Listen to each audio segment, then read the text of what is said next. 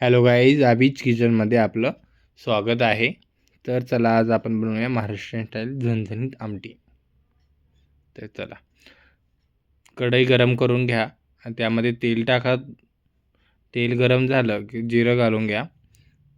जिरं तडतडलं की त्यामध्ये लसूण ठेचून घालून घ्या.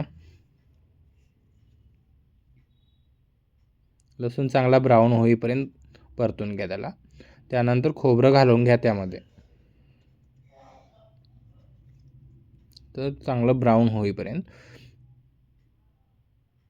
त्यामध्ये घरगुती मसाला आहे आमचा, खूप अप्रतिम टेस्ट आहे, झणझणीत आहे. तो 2 चमचे मी घालून घेतला आहे. त्यामध्ये हळद, लाल मिरची पावडर हे सगळे मसाले आपल्याला टाकून घेतले आहेत आणि चांगले परतू द्या. स्लो गॅस करा.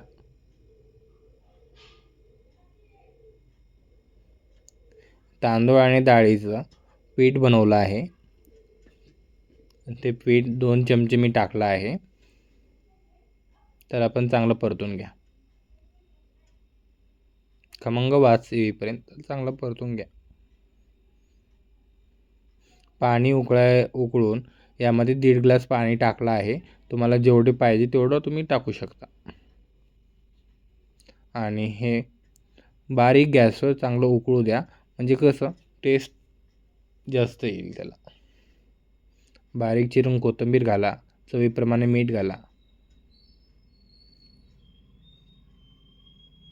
आणि बाउलमध्ये आपण आता चांगली उकळली की सर्व करून घेऊया. आणि बाजरीच्या भाकरीसोबत कुस्करून आपण खाऊया. एक नंबर लागते, टेस्ट अप्रतिम आहे. कांदा घ्या, लिंबू घेऊ शकता याच्यासोबत, ऑप्शनल आहे.